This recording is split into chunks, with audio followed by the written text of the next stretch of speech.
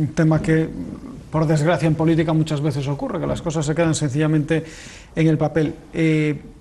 Una pregunta más, y con esto ya creo que podemos ir cambiando el enfoque del tema, pero me gustaría saber cuál es la valoración que vosotros hacéis sobre la resolución del tax lease y sobre todo después de conocer la cifra que Hacienda ha remitido a la Comisión Europea sobre cuánto dinero habría que devolver de esas bonificaciones fiscales. Hombre, no sé si os parece que la resolución del comisario Almunia se ajusta a lo que tenía que ser, si es resultado, si es un éxito o un fracaso. Enrique. Hombre, está claro que nosotros siempre hemos dicho, todos los agentes sociales, que la resolución que se preveía iba a ser injusta, hasta cierto punto incluso ilegal. Es decir, nosotros defendimos nuestro sistema, lo volvemos a defender. Prueba de ello es que se presenta pues recurso ante el Tribunal de Justicia de la Unión Europea y creemos que esa resolución nunca debió haber llegado, ¿no? Ahora bien, una vez recibida, una vez notificada, se ha hecho, según nuestro punto de vista, lo que se tiene que hacer, que es presentar ese recurso. No vamos a valorar si es mucho o poco, porque realmente debiera haber sido cero.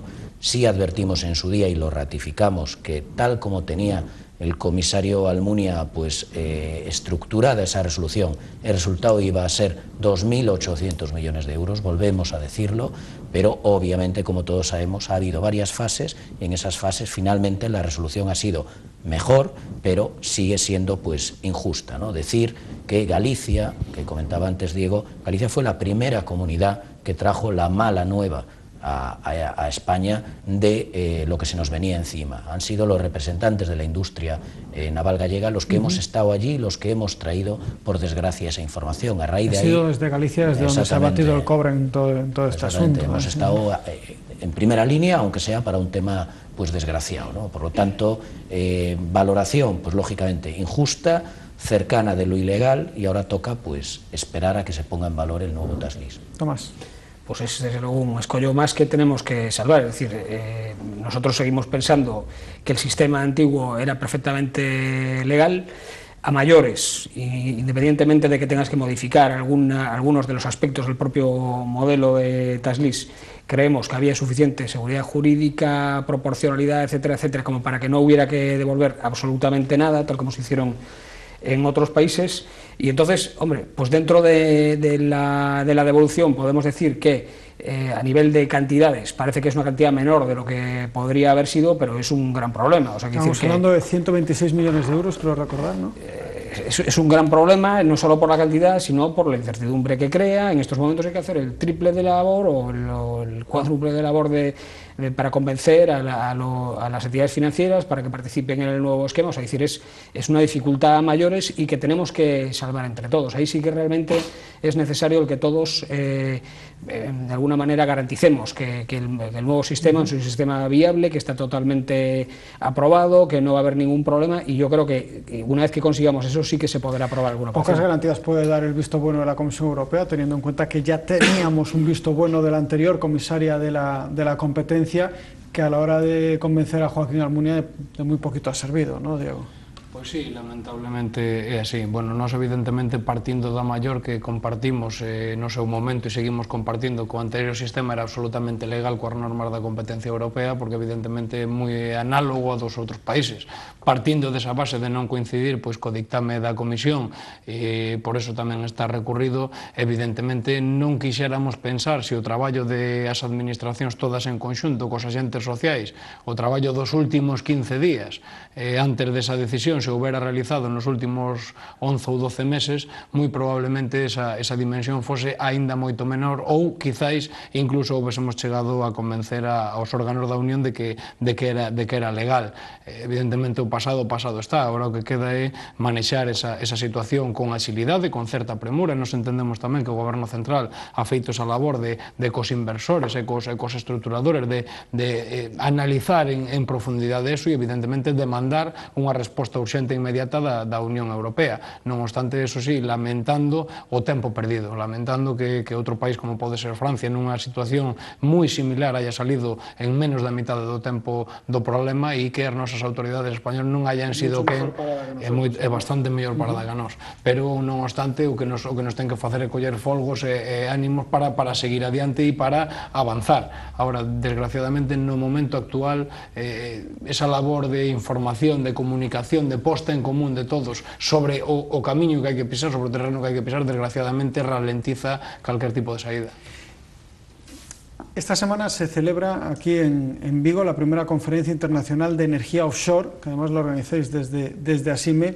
Y corrígeme si me equivoco, Enrique, pero uno de los planteamientos es que el sector naval pueda llegar a construir este tipo de estructuras como una de las posibles soluciones a la situación en la que se encuentra. ¿Es este el futuro? ¿Tenemos que, digamos, empezar a pensar en otras alternativas que no sean los barcos para el sector naval? Nosotros creemos que es un futuro, que es una línea, ¿no? Desde luego que queremos que nuestros astilleros y nuestras industrias auxiliares sigan trabajando en el tipo de buques que veníamos trabajando en los últimos años, que son buques de alto valor añadido. Ahora bien, viendo los picos que siempre ha tenido, picos y valles, que siempre ha tenido la construcción naval y el sector metalúrgico en su conjunto, porque aquí hablamos de más que industria naval, más que astilleros, industria auxiliar, empresas de soldadura, exactamente, calderería, cableado marino, pues desde luego lo que hemos certificado en los últimos meses es que hay grandes posibilidades en la industria eólica offshore, sobre todo, en la industria offshore en su conjunto y en particular en la eólica marina. Hay 4 o 5 países en Europa que están apostando fuertemente por esta industria, por este desarrollo tecnológico de este sector offshore. Lo han hecho de una manera muy sigilosa, tranquila, casi, entre comillas, no nos hemos enterado. ¿Te estás refiriendo a empresas para la construcción o para la puesta en marcha de parques eólicos? Para los dos aspectos, tanto para la construcción de lo que es el aerogenerador marino, en donde el 90% es trabajo metalúrgico, como para la construcción de embarcaciones, para la puesta en marcha de los parques y para el mantenimiento, en donde Galicia podría prácticamente construir el 100% del tipo de embarcaciones que se demandan. Tenemos puertos, infraestructuras, tenemos astilleros, tenemos industria complementaria, empresas de soldadura especializada, tenemos por lo tanto todo para intentar introducirnos en esa cadena de suministro que es el objetivo de esta conferencia. No es instalar energía eólica offshore inmediatamente en Galicia ni en España, es meternos directamente en esa cadena de suministro que ahora mismo tenemos una presencia testimonial. Tenemos que empezar a buscar estas alternativas, Tomás. Pues efectivamente, el futuro del sector pasa por dos, yo creo que por dos grandes bloques. Por una parte, tenemos que seguir construyendo barcos como los que estamos construyendo hasta ahora, ese es el corto medio plazo. O sea, no creo que haya ninguna alternativa a lo que ya sabemos hacer y que somos competitivos y en cuanto tengamos la financiación lo vamos a poder llevar a cabo.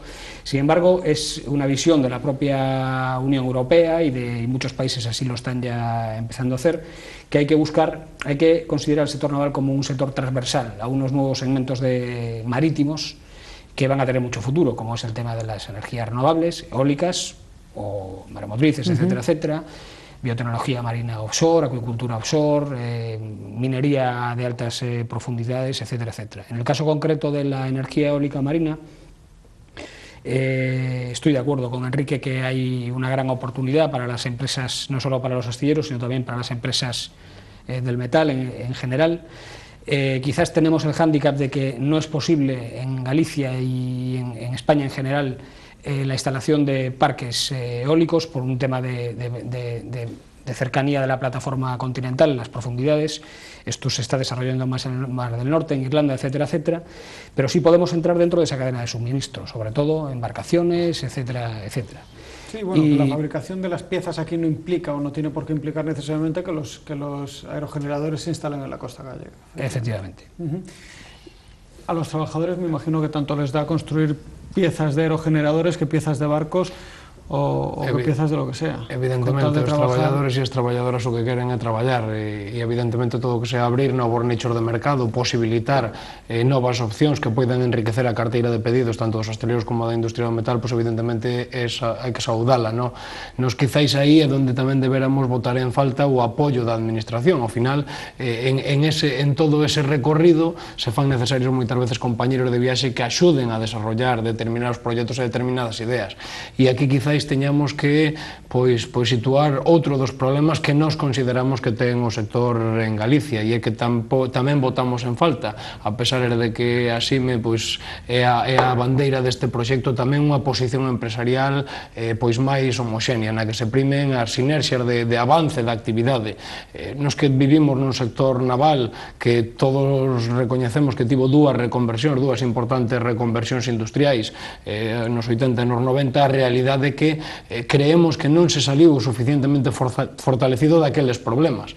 O que foron no seu día proxectos de ingenierías comuns, de traballo, de desarrollo de produto. O sector naval é un sector que non traballa sobre un produto en serie, traballa sobre un produto a medida que evoluciona constantemente. As sinerxias entre as empresas deberan haber xerado, quizáis máis valor engadido do que todavía xa temos.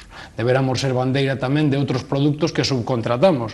As partes das ingenierías dos buques os subcontratamos, os compramos, programas informáticos de desarrollo de plano de tubería, etc. Quizáis en sectores novos, en novos nichos de mercado que se podrían estudiar, fixera falta partir desa base, partir do coñecemento común, da colaboración coas universidades, co desarrollo, cos colexios de enxeñeros, etc., de un amplio debate que debese liderar a administración pública, sea a que lle toque por ser a competencia delegada, pero que debese liderar e abanderar un proxecto ilusionante para todos, no cual seguramente os traballadores tiveran moito que decir tamén. De todos modos, Jaime, si me permites, ahí ligándolo, realmente nos gustaría destacar que la industria naval y marítima puede ser una destinataria y una participante activísima en la industria eólica offshore, pero no debemos olvidar que realmente lo que nos ha motivado en gran medida a introducirnos en esta línea de actividad es que en eólica onshore somos líderes mundiales, es decir, tenemos empresas como Siemens, como Iberdrola, como Gestam, que están a la vanguardia a nivel internacional. Por lo tanto, creemos que ahí sí se da una conjunción perfecta entre lo naval, lo marítimo, lo metalmecánico y lo eólico terrestre, ¿no? Es decir, de hecho, el puerto de Vigo es frecuente la entrada y salida de palas de aerogeneradores. Exactamente. Pues Enrique, Tomás, Diego, muchísimas gracias a los tres por estar aquí en esta mesa, por acercarnos vuestros puntos de vista y sobre todo, por acercar esa visión a los vigueses sobre un sector del que, como decía al principio del programa, depende buena parte de la economía. Esperemos que se cumplan los mejores pronósticos y esperemos que dentro de muy poco estemos aquí hablando también en esta misma mesa sobre el brillantísimo futuro que tenemos por delante. Muchísimas gracias a los tres. Gracias.